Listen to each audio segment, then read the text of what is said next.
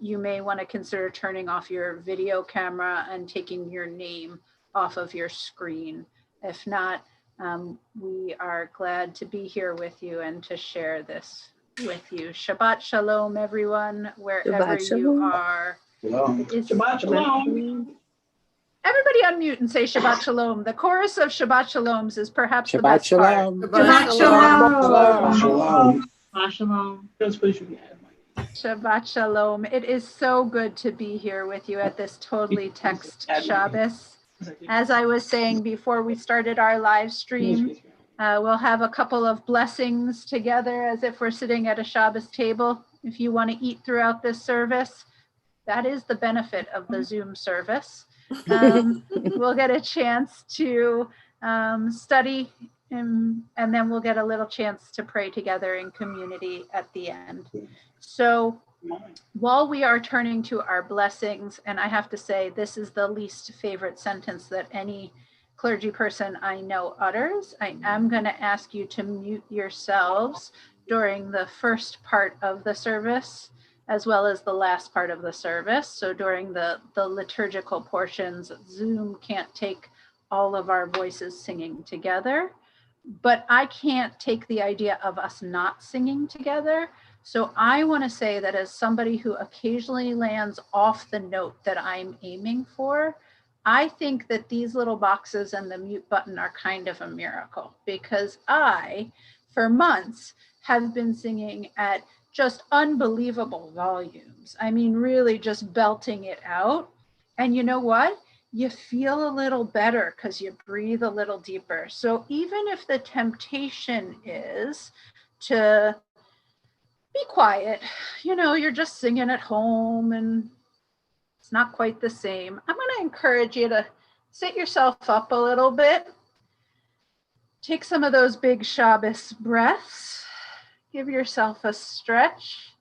I see Joan's got a wiggle going, which I'm really enjoying. I would invite a wiggle as well. We got some head going. Get your body ready. These weeks are hard.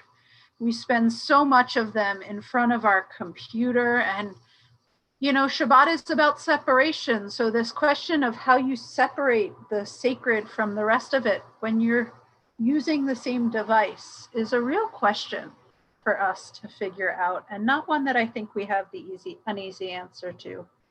But I'd encourage you to do what you can right now to put aside the other pieces of the week. If your email dings, I dare you to ignore it for an hour. It's hard, I will admit, for me to do it, especially when I'm on my computer. But give this gift of time in community to yourself. Give yourself the gift of really praying these words out loud, even though you're on mute. And during the learning section, of course, add the gift of your voice, your knowledge, your wisdom to our community, because it is what keeps this tradition sacred and growing. So Shabbat Shalom. It's so good to be with you. We're going to start off with the candle blessings, the blessings for bringing the light of Shabbat into our community. And we are experimenting with a new liturgical format this week. So as always, we welcome your feedback. We liked this one because it felt, the Hebrew and the English felt easier to read, but let us know how things are working for you.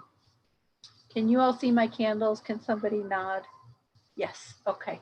And if you have your own Shabbos candles, I invite you to consider lighting them as well. And if not, these will be our communal candles, unless I can't get the match to strike.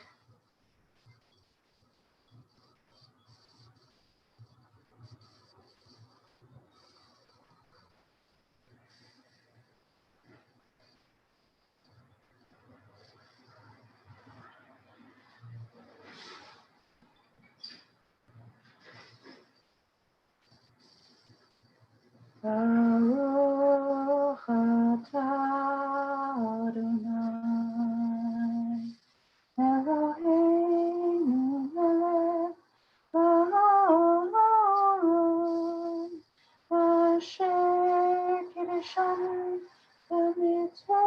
mitzvotov metzivanu להדליק נר של Shabbat.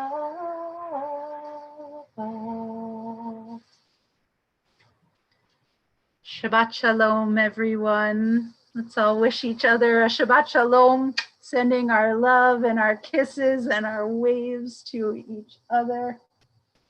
And if you are drinking something special, any drink, any special drink will do. Yep, I see some water bottles. I see some wine glasses, perhaps an iced tea in there. All sorts of ways to refresh ourselves.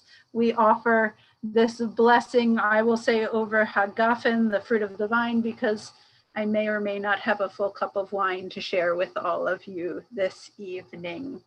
So we turn to the words. Baruch atah Adonai Eloheinu melech haolam borei peri hagafen. We're going to go to the next slide. That slide keeps going. That's okay.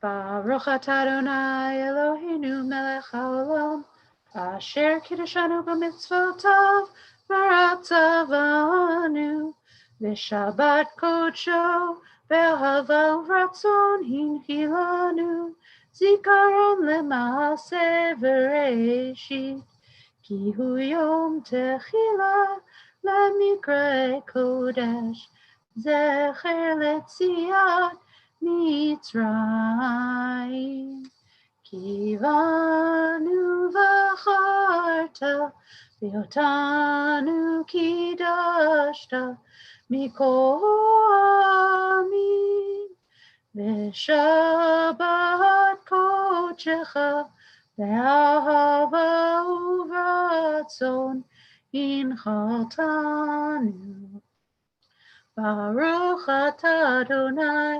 Mekadesh HaShabbat Lechaim.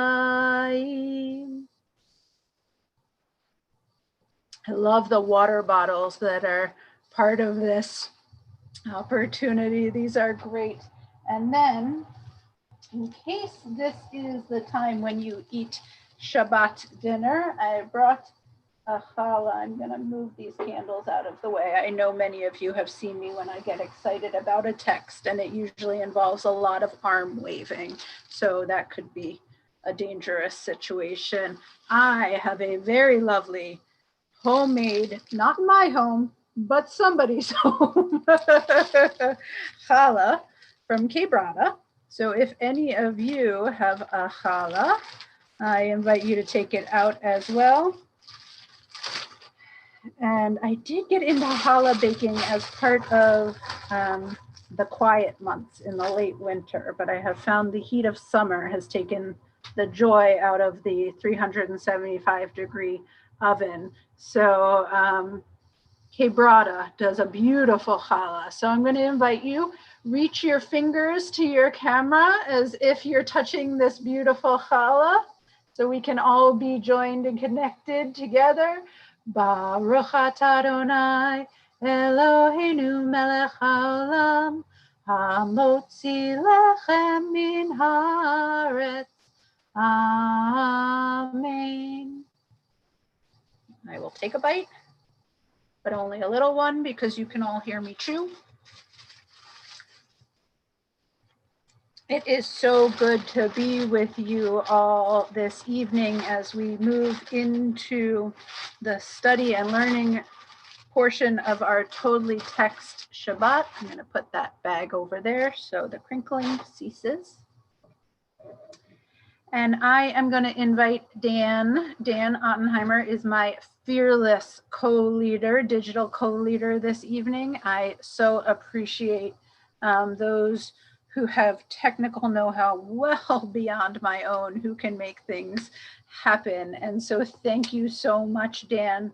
He helped build the slides that we will be studying from this evening based so much on the work of Dan Lieber, who did months and months, and we decided finally we should let him have one Friday night off. And what does he do? He comes anyway. So we're so excited to have so many who are so dedicated to this community. What a gift this community is together. So we're going to say a blessing for the opportunity la'asok b'divrei Torah, to immerse ourselves in words of Torah. Beth always imagines it like you're soaking in a bathtub, like you really got to get deep into it, okay? So let's say these words together. Baruch atah Adonai Eloheinu melech ha'olam, asher kidshanu b'mitzvotav, v'tzivanu la'asok b'divrei Torah. You can add your voice, Amen. Praised are you, Adonai, our God, sovereign of the universe, who hallows us with mitzvot, commanding us to engage in words of Torah. And we're going to go right to the next slide at this point. We are in Parshat Ekev in the book of Deuteronomy, the very end of the book. Much of the book of Deuteronomy is Moses telling his final lessons to the community, what he wants to really make sure that they understand after his leadership for all these years. He tries to drill down to the essence, the ikar, of what it is that he thinks the Israelites should remember from their lifetime together. And actually, Dan Lieber posted on Facebook today on his felt board that he's been using each day about looking back over life lessons and living your life in a way. Dan Lieber, can you unmute yourself? You said it so beautifully on your Facebook page. I'm wondering if you happen to know off the top of your head what you said.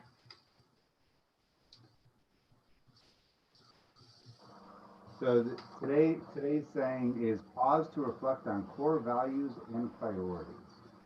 Pause to reflect on core values and priorities. And when I read that, I thought, oh, that's what Moses is doing in the book of Deuteronomy. He's pausing, looking back to reflect on what are the core values that need to go into this next generation. So we are in Parshat Ekev in this book, in which the following events occur. And this summary comes from the Reform Judaism website. Moses tells the Israelites that if they follow God's laws, the nations who now dwell across the Jordan River will not harm them. Moses reminds the people of the virtues of keeping God's commandments. He also tells them that they will dispossess those who now live in the land only because they are idolatrous, not because the Israelites are uncommonly virtuous. Thereupon, Moses reviews all of the trespasses of the Israelites against God. Moses says that the land of Israel will overflow with milk and honey if the people obey God's commandments and teach them to their children. So this is a portion that is very, very heavy on what Deuteronomy is famous for, which is reward and punishment theology, or what I like to think of as the cosmic vending machine understanding of God. That if you put in the right change and you hit the right buttons, the outcome or the snack that you are looking for may well pop out and be available to you. But we're going to complicate that a little bit for ourselves this evening, as ever, with these texts. So Dan, would you mind moving us to the next slide? Deuteronomy 7. And if you do obey these rules and observe them carefully, the Eternal your God will maintain faithfully for you the covenant that he made on oath with your fathers. So I'm going to read that again. And if you do obey these rules and observe them carefully, the Eternal your God will maintain faithfully for you the covenant that he made with you, or that God made with you, on oath with your fathers. So I'm going to invite you all to unmute yourselves for a second. And who has a question? Can we come off of the screen share for a sec so we can all see each other? Great. Who has a question about that text? Anything jump out? I do. Question or comment? Yes. When he says as the fathers, they mean the forefathers, right? That is such a great question. Yes, that's exactly what they mean. They're referring to the covenant made with the forefathers early in our books. Not really sure what that covenant was, so. You know what? We are going to get to very much that question, because that covenant gets remade today. So you have to give yourself a pat on the head for the rabbi question of the day. You have already guessed what it is we're going to be learning together. What is that covenant and what is it made of? So when you think of the term covenant, and I open this up to anybody else in the conversation, what is it that we think of when we think of the Israelite covenant? Because this was such a great question that got asked here. What is the Israelite covenant made of? Paula, did I see your hand? You did, but am I unmuted? I can't. You are. I hear you. So you must be unmuted. I think about when Abraham was up at the mountain with his son and was going to slay him, and then he did not, because the Lord came down, because the angel came down actually. And after that, Abraham was told that if he continues to follow direction in God's teaching, that was you faded just at the very end. That if Abraham continues to follow the Eternal's teaching, what was the last part? And his descendants, and he will multiply them as on the earth. Good. So one covenant that stands out is the covenant that we often read first day Rosh Hashanah, although it's actually traditionally a second day Rosh Hashanah reading, I will tell you. The Akedah, where because of Abraham's dedication to God's commandments, to even the extreme degree where he's asked to sacrifice his own son and he takes him up on the mountain to do so, that because of that dedication, God makes a promise to Abraham that the descendants will be as numerous as the stars in the sky, as the sands in the sea, right? An incredible legacy of humanity will follow and be as a result of that. Other covenants that stand out. Audrey, I see your hand. I'm never going to answer the question that you ask. That seems right on. Hold on, let me get out my shocked face. Hold on. Yeah. It strikes me that there are two things that strike me as sort of a cruel God thing in this. Okay. In this covenant. One is the sealing of the covenant with the circumcision, and the other is the binding of Isaac. That those are two very harsh, like very, it means, I'm not speaking right, I'm sorry, but it's so much, like you have to do something so hard in order to prove to God that you're really loyal and truthful and not beholden, but following God's covenants. And that always is being really difficult. I love what you're saying here. So you're pointing out that the term covenant requires a tremendous amount of sacrifice or of effort on the human part. That it's not, I'm a covenanted person with you and now we're holding hands and tripping happily into the sunset together.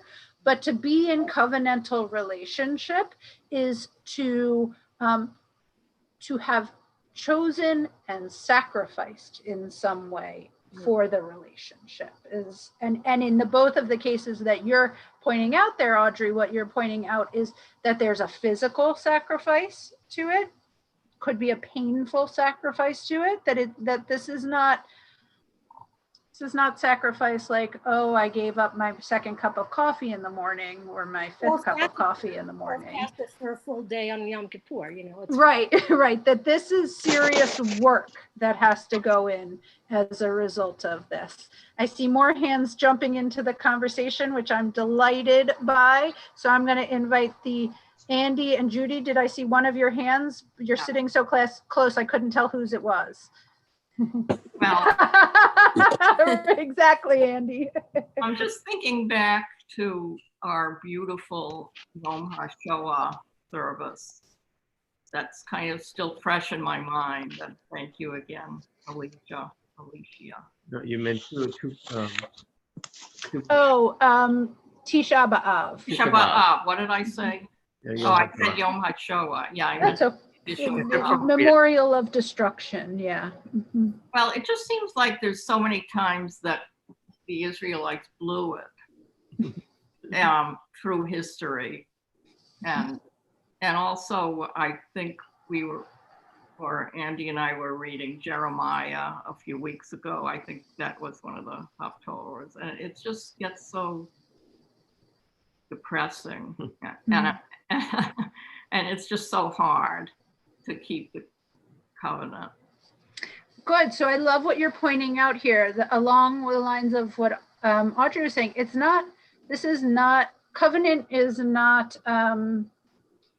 easy, right? Covenant, it can be quite hard and seems to exist even though there is profound disappointment and perhaps even betrayal as part of the relationship, right? That covenant somehow outlasts, it seems, some really horrific moments within the relationship, but that those really horrific moments exist and are named over and over again in the tradition. Yeah, great. Aaron. So I just wanted to point something out, which is we use the word covenant here. Mm-hmm. And it's in a lot of ways, it's a fancy word for contract, because most of the time, the way this is presented is the first thing God says, I'm the Lord your God who brought thee out of the land of Egypt, which is saying, I'm really powerful. I can keep my end of this bargain. Mm-hmm. And then it goes on and spells it. Here's what I want you to do. Here's what I'll give you in return. Here's the punishment if you don't. Mm-hmm. And in a way, implied in that is, which is not implied in the word covenant, is that this is voluntary. We could have said, no, we don't like this deal. Interesting. So the question of what you get. It's very transactional. You're right. Did we negotiate hard enough for the outcome that we were looking for before we signed the lease, right? It is a very standard form for that time for a contract. Sure. We maybe should have kicked the tires a little bit harder before we put our name on the line there. Very good. David, do I see you there raising your hand? Or is it yes. Marion? I can't see which hand. Yeah, it's me. It's me. Those are hers. I'm going to disagree a little bit in that I think God really wanted the Israelites to do two things. One, not worship false gods, and two, to worship him. Mm-hmm. And they proved that they could fail at that frequently. Good. And in fact, David, your point is backed up within the text of this parsha itself, when it says that God says to the Israelites, or Moses makes clear to the Israelites, I'm not giving you this land because you're so good. I'm giving you this land because the other people are worshiping other gods. So the issue of idolatry and covenant comes up over and over again. Bob, did I see your hand? Yes, you did. The question about covenant, as Abraham, the father, and circumcision as part of not here. Bob, can I ask you to lean forward and just speak a little louder so we get all of it? How's this? That's great. Thank you. The question is about Abraham, the father, and Isaac, and circumcision as part of the covenant. How does this apply to a woman? What does this mean for a woman accepting the covenant? It's an excellent. I'm trying to understand the notion of what the equivalent for circumcision for a woman would be. It's an excellent question, and one that I, as a rabbi, wrestle with a lot, particularly when people are considering either naming a child or conversion. And there's a traditional embodied practice for entrance into the covenant for a male in the Jewish community, and there's no equivalent embodied practice in the tradition for a female. So baby namings became a part of it, but often when I'm doing a baby naming with a family, I invite them to consider something physical as part of that, whether that be wrapping the baby in a talit or washing the baby's feet or something, because how you enter into the Jewish identity is in part about how you live, and how you live is as an embodied person.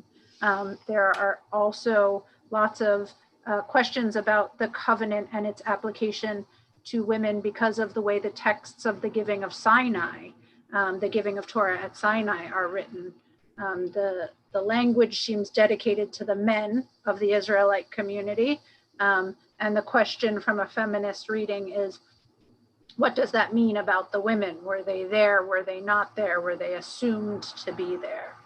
So all of those are questions that are alive in the Jewish community very much today. And one of the great Jewish feminist books, Standing at Sinai, essentially says, because the text wasn't paying enough attention to the females, I'm going to have to write this book and tell you what the women were doing at Sinai and what we need to be fully a part of the covenant. So excellent questions on covenant.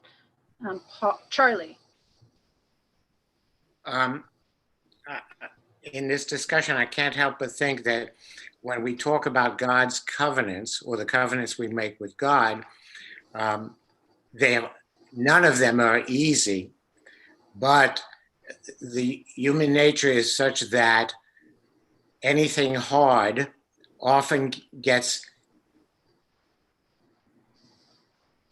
satisfaction, and it's also a societal benefit because we have a covenant to the rest of our community. And the benefit, I couldn't help but think and relate it to John Lewis, who says get into good trouble. So you get into trouble because it's going to be hard, but society as a whole benefits well. But you get into good trouble. So Dan, I'm going to ask you to share that next slide about the outcome or the if-then scenario as the Deuteronomic language lays it out.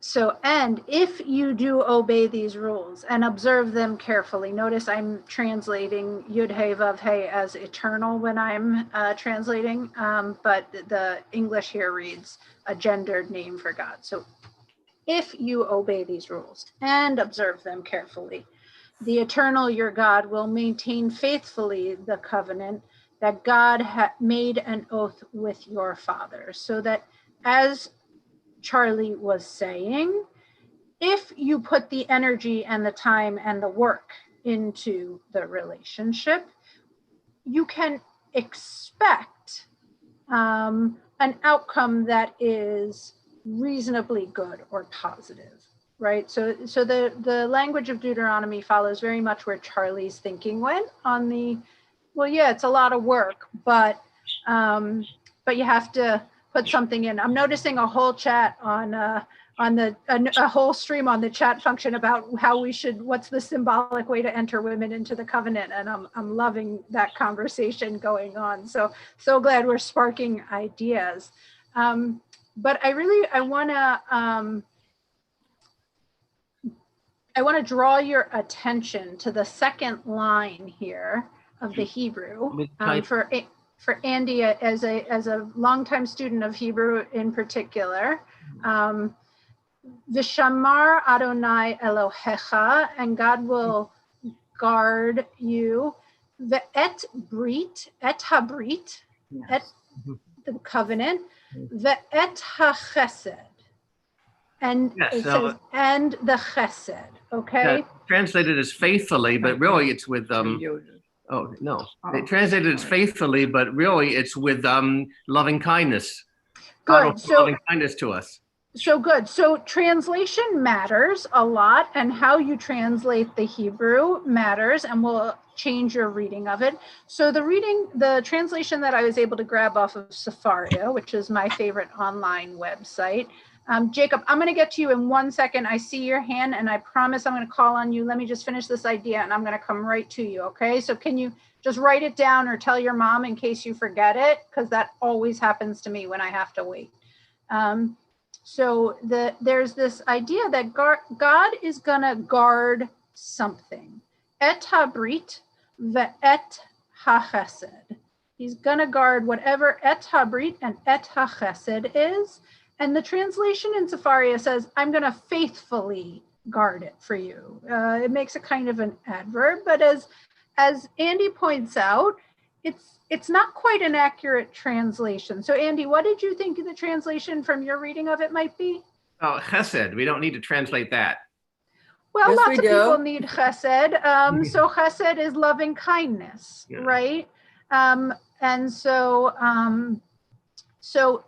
we're going to guard the brit, whatever brit covenant is, and the loving kindness. Let's pause the screen share there.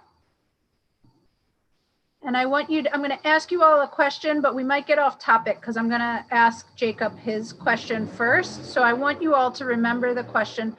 What is it to guard the brit and guard the loving kindness, right? That's a weird sentence structure. So I want you all to put that in your head and chew it for a little bit while we get this question here. Yeah. I was going to ask if it takes so much effort to put into the covenant to make it still stand. That I'm sure there's some Jewish people who stopped putting as much effort in since there's been thousands of years since then. So why is the covenant still standing? And is it even still standing? Wow. Oh my God, these are such deep, amazing questions. Look at all of these people going mind blown. So the covenant now officially stands because you asked that question, is what I'm going to say. I'm not kidding even a tiny bit. That this community is gathered together, that we are looking into ancient sources of wisdom to make modern meaning. That, Jacob, how old are you? I'm 25? 12. Yeah, now I'm 12. Oh, I thought it was 25. Sorry. So that a 12-year-old is wondering what it means to uphold a covenant. Do you have to uphold all of it to be upholding it? What does it mean? How much work do you have to be putting in to ask yourself to be part of this relationship? I mean it when I say that this covenant is now officially standing, because the act of questioning creates a meaning for each person who asks and answers these questions in community. And so by asking that question, everybody sitting on this screen nodding their head is wondering, how much work does it take to make this covenant last? And they're formulating their own answer. I don't think you completely understand. Yeah, that's part of what I was asking, but kind of. But I was saying, and I'm sure some Jewish people have not put as much work in. Does that cancel out the covenant for everyone, or all of the Jewish people, or if one person does something wrong? That's a great question. Also, because the Deuteronomic language that you are reading suggests a very one-to-one relationship. You do something good comes to you. You do something bad happens to you. What we see actually, though, I think, is that over the course of Jewish history, there's a broadening of what these words mean, so that we take it less and less literally, but take the meaning for it. And I want to ask, I'm going to ask you to hold that question, Jacob, because we're going to go through the history of interpretation of what it means to uphold the covenant and the love. And then we're going to come back to, do you have to do all of it? And if not every single person is doing all of it, does the whole thing fall apart? Because I think that's a really great question to be asking. And I am just going to name that I see, ready for this? I see Joan, I see Robbie, I see Nan. Randomly, I see my husband just popped on the screen. It's good to see you, babe. And I see Charlie. So we're going to go in. Oh, and then I see Audrey. It's good to wiggle your fingers. It really helps get my attention on the screen. So we're going to go Joan and Robbie and Nan, Audrey. And then I think I did, Sarah, did I see your hand pop up at the end there? Maybe.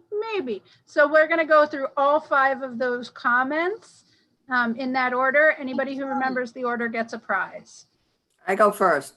There you go. So she remembers. You said Joan. Yes. Because I've had this thought since Judy said a while ago, but the Jews kept blowing it. And that makes me think, yes, I mean, so I think that in a way we're looking at the Jewish people as a whole, but the Jewish people are just living lives. And as individuals, we're just living lives, and we blow it.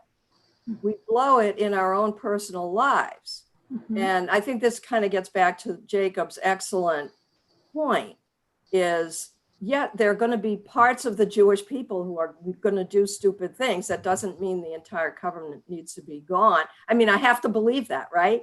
We have to believe, Cari, you and I have been talking about this, right? We have to believe we are going to make terrible mistakes, but we can still be, we can still move forward. We can still reaffirm the covenant. Mm-hmm. The relationship, the sense of holiness can outlive or is greater than any individual moment contained therein or any individual activity. Great. Robbie, did I see you next? Great. So we've been talking a lot about how hard this covenant is for us and how tenuous it is. I think Joan was talking about that as well, and Judy. But there's another side to it that I sort of think we need to think about as we're going through this, and that is from the point of view of God, we are necessary. We are necessary to God to have this covenant. And so there is a vulnerability. I mean, I don't know if this is blasphemy to say, but there is a vulnerability in God, for God in this covenant as well. And I think that that's really important to keep in mind when we talk about how tough it is, because I also think that there is this mutual thing happening here. It's tough for both of us, for all of us. God included. Robbie, I want you to hold that when you hold this question about what is chesed, ve'et ha-chesed, to guard the chesed. I want you to hold that there too and play with that question in your brilliant mind, okay? Then I saw Nan. I've been thinking about covenant in a slightly different way about what the purpose of the covenant is. And for me, there's like 2 fundamental purposes. One is to maintain community, maintain identity. And the second is to participate in Tikkun Olam, to work with God in the creation of the world and to be a participant of ongoing trying to establish right relationship, right living, taking care of the earth, all those things. And so I don't see the covenant as this, like, in contemporary terms at least, I don't see it as being a thing of punishment and have to be slavishly devoted to the rules.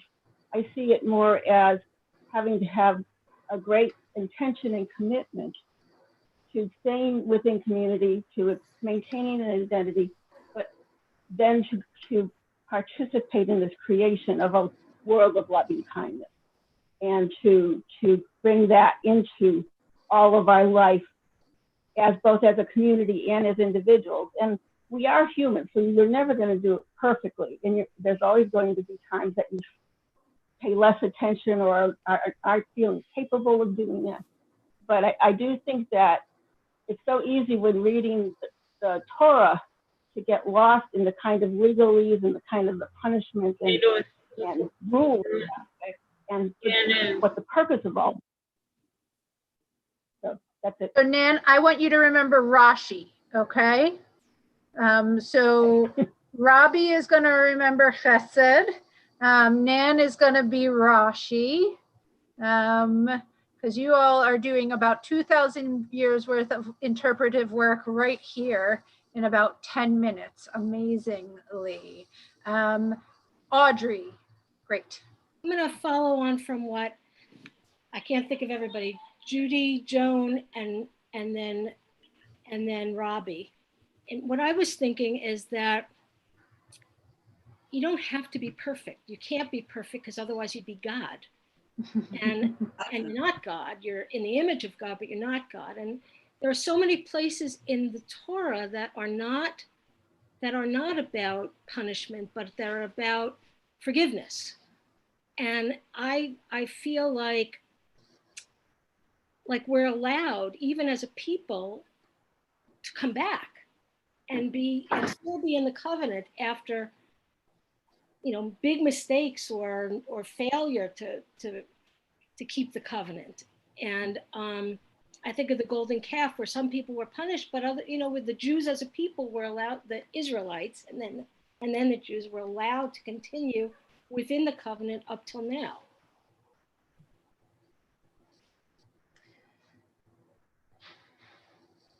Good. So we are invited beyond in this text, right? Beyond the mistakes of the relationship into the continuation. Is that a fair summary? Excellent. Did I see other, Sarah, I remembered. Shabbat Shalom, everybody. Shabbat Shalom. Very trying, challenging times, as I'm sure Rabbi Cari has said many, many times. And I, for some reason, can't sync up with the schedule for the Shabbat services. I always fail. So I'm so excited to finally have actually logged on. But today you succeeded. Yay! I'm going to ask my question. Yay. So if, again, around covenant, if you're trying to uphold the covenant by a woman, if we are interpreting that as childbirth, with which was it? I think it was Deb or Amy. I think, yeah, Audrey and Deb. Yeah, I like that interpretation. But what is there anything in the Bible that indicates how a woman with fertility issues or actively chooses not to give birth? How are they just straight out rejected, or is there a space for them? And how is that? What does that space look like? I'm curious. These are beautiful questions. The question of the identity of a woman and whether she is whole unto herself versus part of a system in the biblical view versus the rabbinic view versus certainly the modern view is an evolving part of Jewish identity. And a woman in the biblical view is an interesting test case, or she's the exception to the rule, because sometimes she's treated as a sort of a unit within a system. For example, when she gets married, she would be moved from her father's house to her husband's house. No identity in between. And the assumption is that happens and then that she gives birth. But then if you read the stories in the Bible, countless women suffer with infertility and struggle to have children biologically. And so there are explorations of what it means to be a mother to a child who's not biologically yours that exists. So clearly what that tells us is adoption is happening that far back and is part of the worldview. And there are, by the time of the Talmud, plenty of documented cases of women who by and large, who achieve an identity outside of the male systems that the biblical worldview and the rabbinic worldview represent, they by and large achieve them by being sort of an exception or an exceptional case. So whether that be a woman who survives her husband and is able to care for herself financially as a result and sort of becomes an independent person, or a woman who is such a scholar that she, as part of her scholarship, is a standout case. You do see that the society has women in it who don't fit under the label of mother or wife, but I can't say that the Talmud spends, and it's usually because they're considered an exception in one way or another, but it's not a huge part of it, of the text that the rabbis spend a lot of time studying. They do have different legal statuses, so that the Talmud has to deal with, well, can they, if they're running a business, can they testify in court? Because a woman wouldn't be called on to testify in court. So there is a little bit of work done around the existence of women outside of these contests, but not a ton of work. Charlie, David, are you raising your hand or waving? I thought he was just waving at me. He was being sweet and supportive. How nice. A little bit of both. All right. Yeah, thanks. Charlie and then David. Before the sun. In thinking about Greg's question, Jacob, Greg is his dad. Oh, I'm sorry, because I That's see. Okay. Yep, that's okay. Good questions. I love your questions. Where was I? Sorry, Charlie. I shouldn't have interrupted. I apologize. No, that's okay.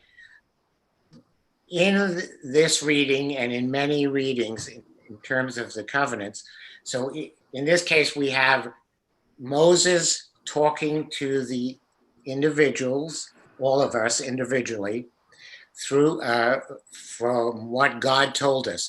So we get the message that it's an individual message. But what's also interesting throughout the Torah and here is the promise is not to the individual, but to the society as a whole. So, and the message is therefore that we each have our individual part. And we've seen that even in the building of the ark, where each person has a particular role. So in thinking about Jacob's question, I couldn't help but think, yes, there will be individual failures, but it's important as a society. It's a societal covenant, essentially. Mm-hmm.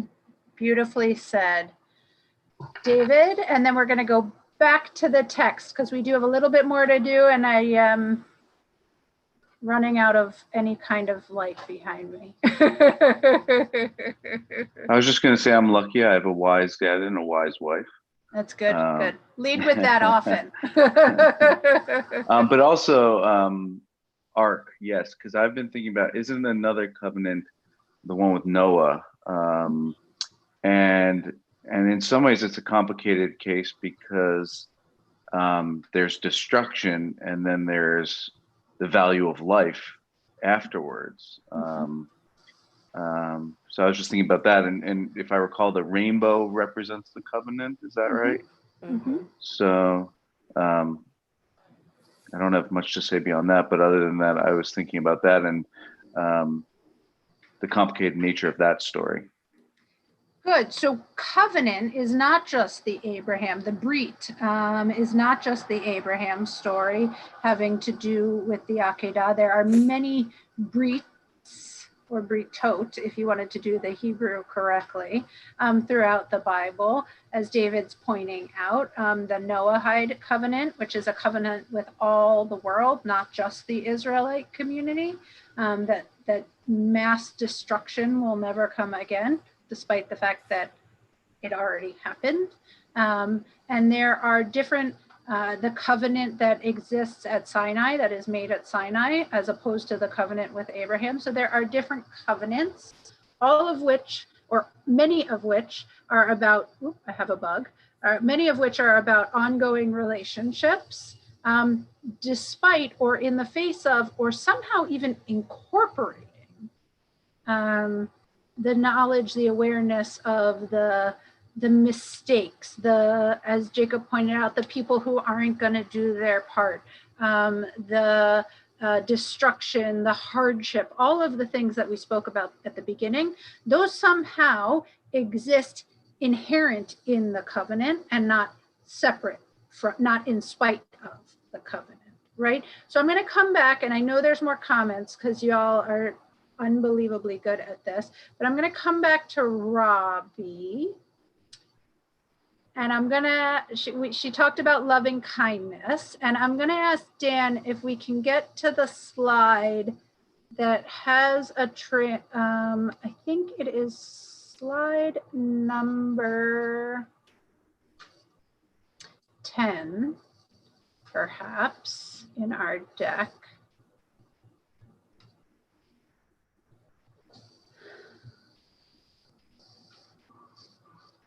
Yep.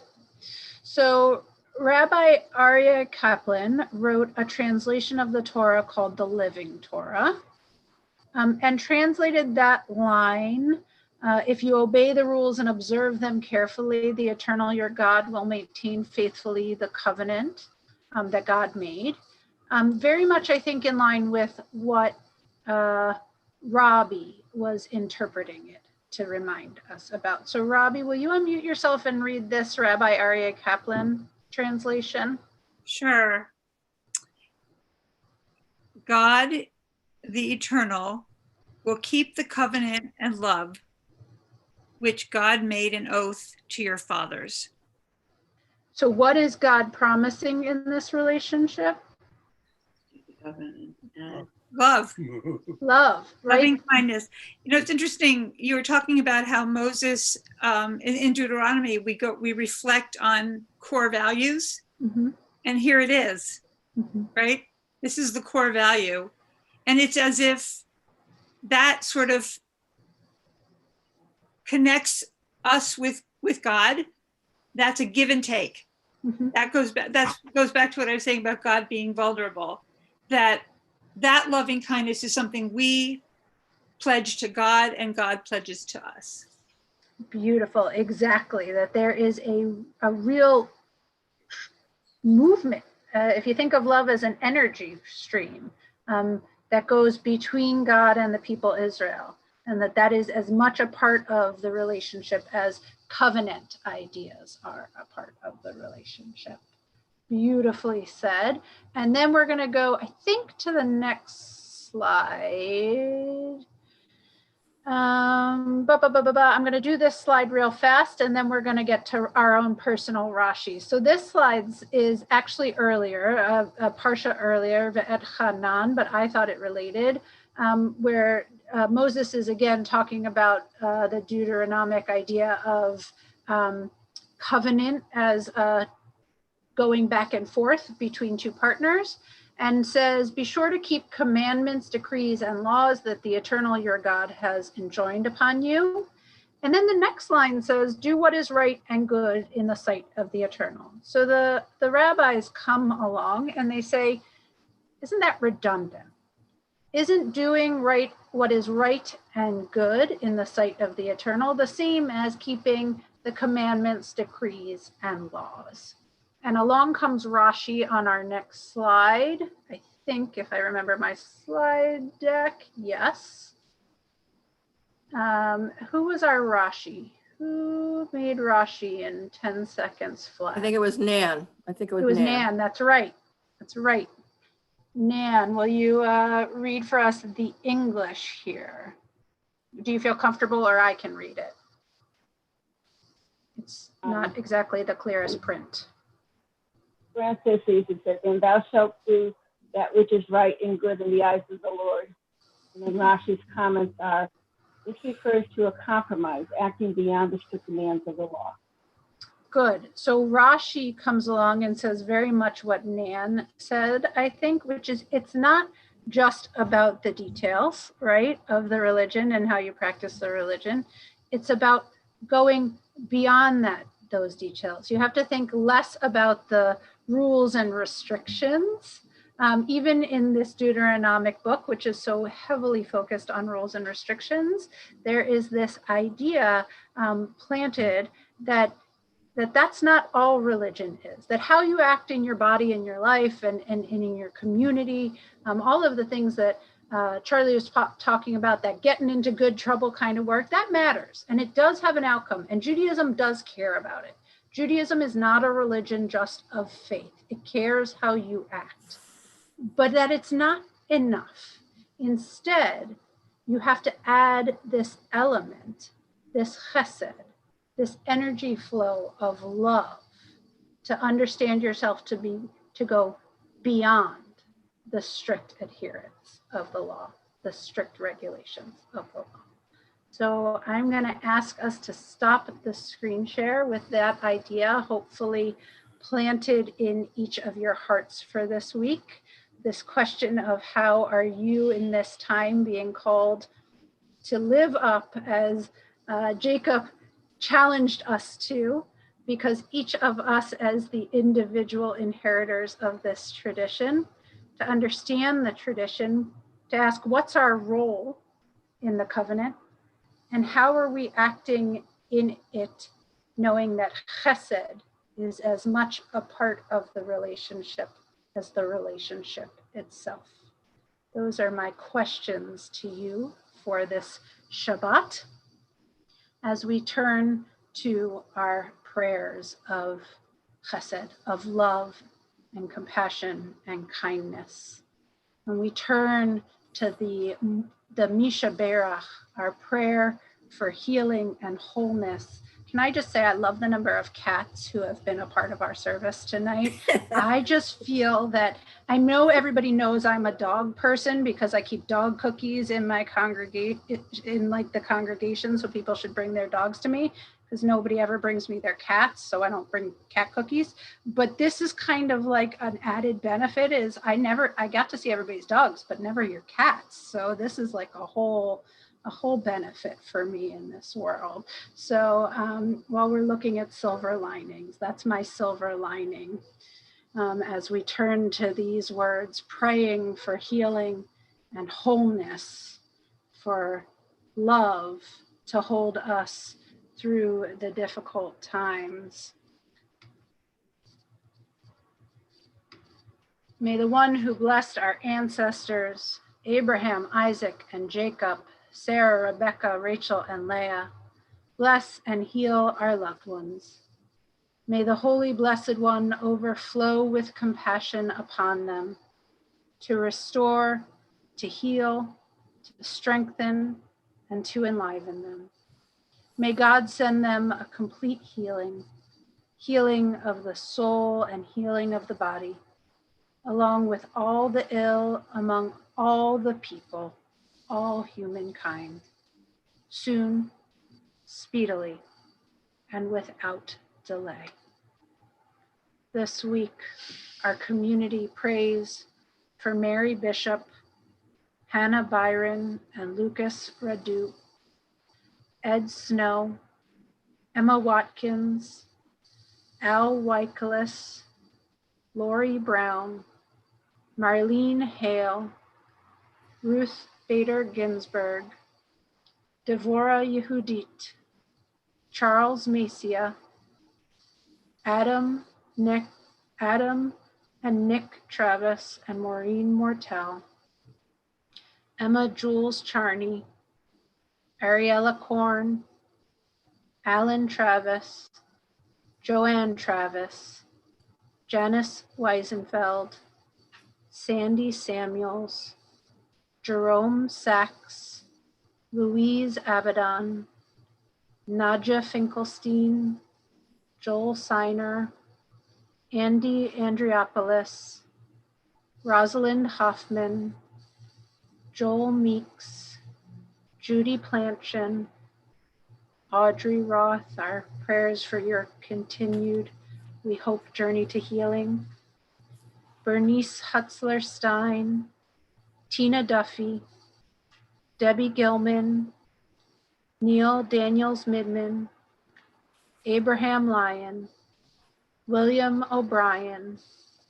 Ron and Patty Shepard, Mary Jane Gendro, Jennifer Chase, Ellen Lee, Julia Vance, Judy Donaldson, Isaac Altman Sagan, Rabbi David Nelson, Sonit Pugh, Jeff Bray, Arlene Edelson, Vicki Oman, Gail Treger, Melissa Martin and her daughter Cassie, Ken Bloomberg, Jimmy Krasnow, Asher Guy Ben Chava V'Her Shmuel, Justin and Jen Alexander, Gladys Schuker, Claude Lieber, Nancy Lazaro Lieber,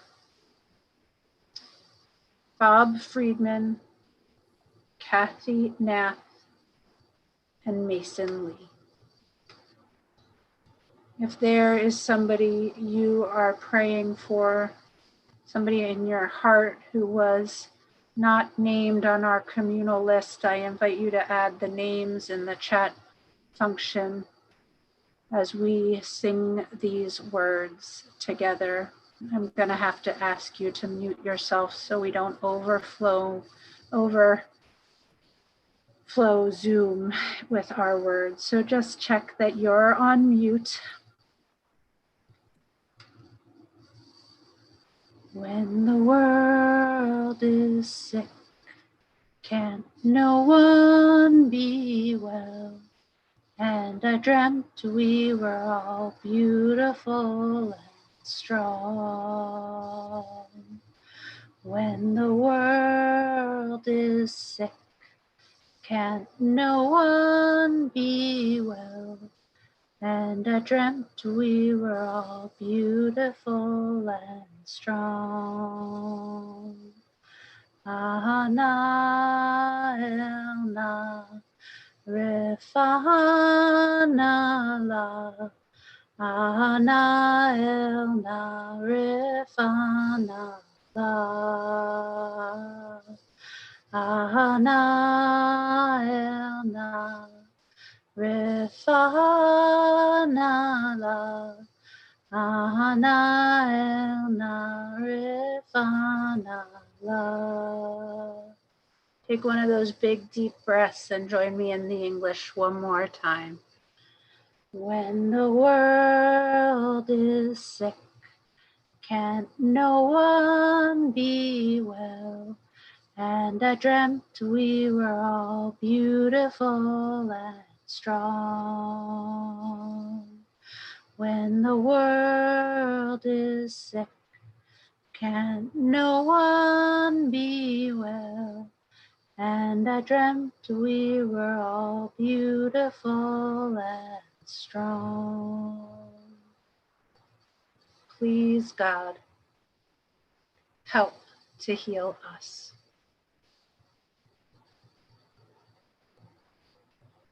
Our prayers for shalom, for being held in memory and peace, continue with the words of Mourner's Kaddish. Caroline, Dan, I am so aware of your presence tonight. And I want to offer you the words that we would have offered you when you entered the sanctuary. Words of comfort to a mourner upon their re-entrance in the community. These words have been a promise in times of loss that you are seen.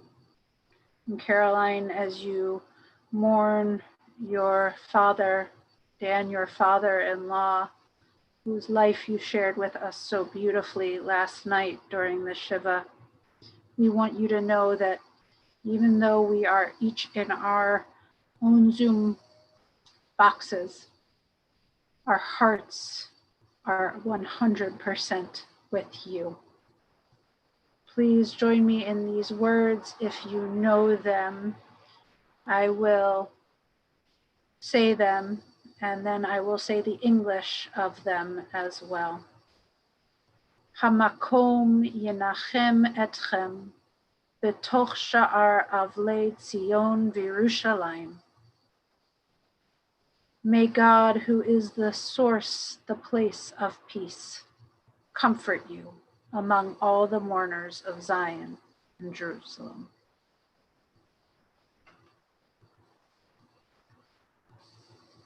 We turn to the words of Mourner's Kaddish. Thinking of Caroline's dad, of Jim Medford, of Margot Blank, Steve Blank's mother, who also died this week, and Leon Fleischer. We are observing the yard site of Eileen Collins, Arnold Goldstein, Jeanette Lewis, mother of Marilyn Lewis, and Jackie Goss's parents, Shirley and Warren Goss, who are the in-laws of Ilana Ray. We are noting the anniversary of Hiroshima and Nagasaki and the mass destruction and loss of life that they brought. Also this week, a giant in the Jewish community, Aidan Steinsaltz, those of you who study the Talmud in translation as part of the weekly or daily Daf Yomi practice are likely standing on the shoulders of his scholarship and wisdom, and it is a loss to the entire Jewish community that he lost his life just today. And we are in the first year since the loss of Jack Vance, Diana Dessy, Billy Mortel, Helen Krancer, Alan Finder, Myra Perez, and Ida Bershad. If there are people you are remembering who are present in your heart and you want to bring into this community of memory, I invite you to share the names of those people you are thinking of in our chat function as we turn to the words of Mourner's Kaddish. Yitgadal ve'yitkadash shemei Rabbah, ve'alma divrach yirteh, ve'amlich malchuteh, b'chayachon uvyomechon, uvchaye dechol beit Yisrael, ba'gala uvizman kari v'imru amen. Yehei shmei Rabbah mivorach, le'olam u'lalmei almaya. Yitbarach ve'yishtabach ve'yitpa'ar ve'yitromam ve'yitnaseh ve'yitadar ve'yitaleh ve'yitalal shemei dekudasha b'richu le'ela min kol birchata v'shirata tushbechata v'nechamata damiran be'alma v'yimru amen. Yehei shlama Rabbah min Shemaya V'chaim aleinu ve'al kol Yisrael, v'imru amen. Oseh shalom v'mromav, hu ya'aseh shalom aleinu ve'al kol Yisrael, ve'al kol yoshvei tevel, v'imru amen. May the one who creates harmony on high bring peace to us, to all Israel and all the world, to which we all say, amen. It has been such a profound gift to spend this time with you, letting our hearts and our minds open up to the wisdom of the tradition and our community. And I'm wishing each of you a Shabbat Shalom. And you can all unmute yourself and we can wish each other some good and sweetness. And I am going to try to stop the live.